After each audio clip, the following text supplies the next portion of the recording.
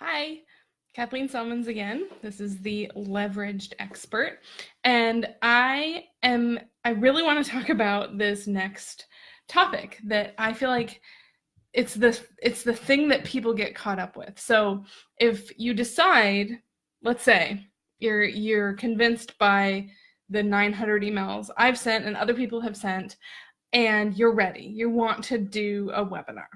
Okay, great.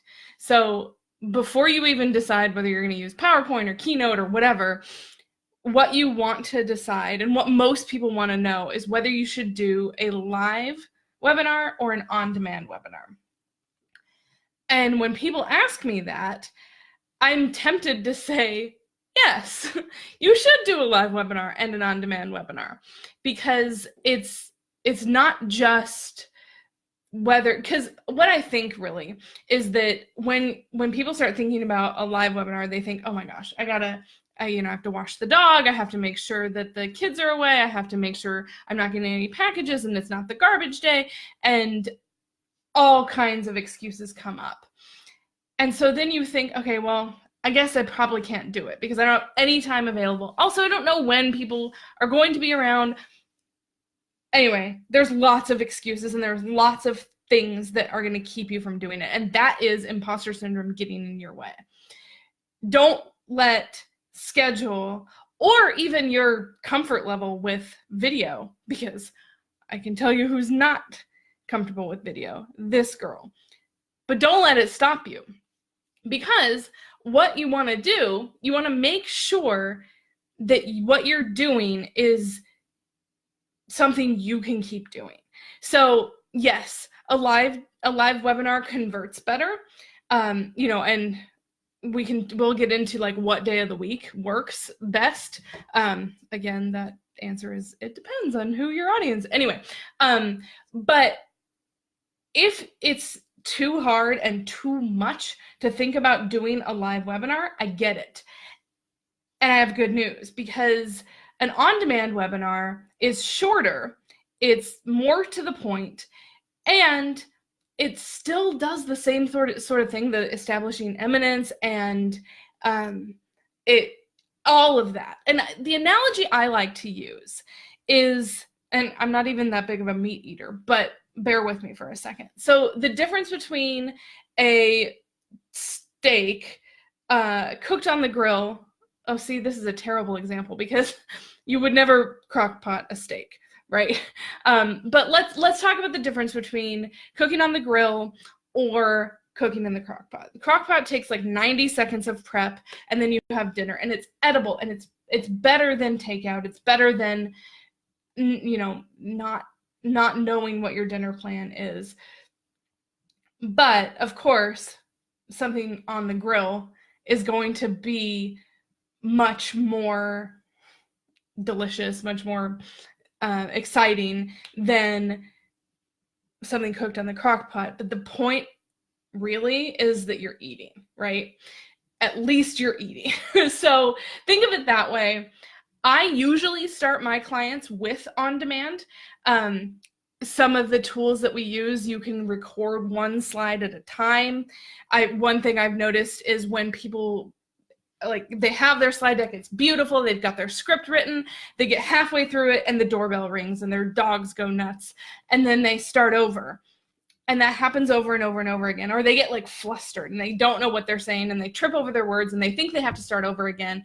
And creating a webinar should not be as challenging as like learning how to edit videos. You know what I mean? So what ends up happening is when you're recording one for an on-demand webinar, you end up with a really awesome first half and then a end that sort of falls apart.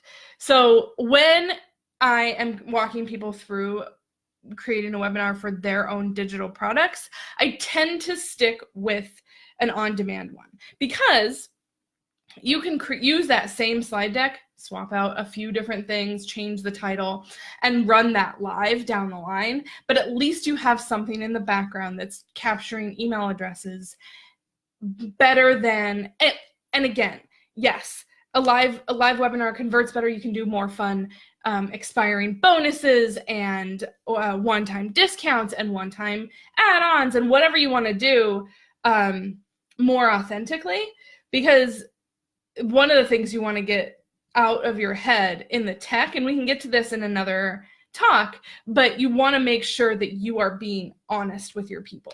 So if you have to trick them, if you think you have to trick them into thinking, oh my goodness, the webinar starts in 8 minutes and there's fake interactivity where, you know, oh, Sally from Albany, and you have this fake sort of thing. It's not, you don't want to do that. You don't want to have to trick people into working with you. Your stuff is too good for that. So when you do on demand, it's significantly easier tech because you don't need any of those fancy automated webinar solutions. All you need is a gated page where they can watch now.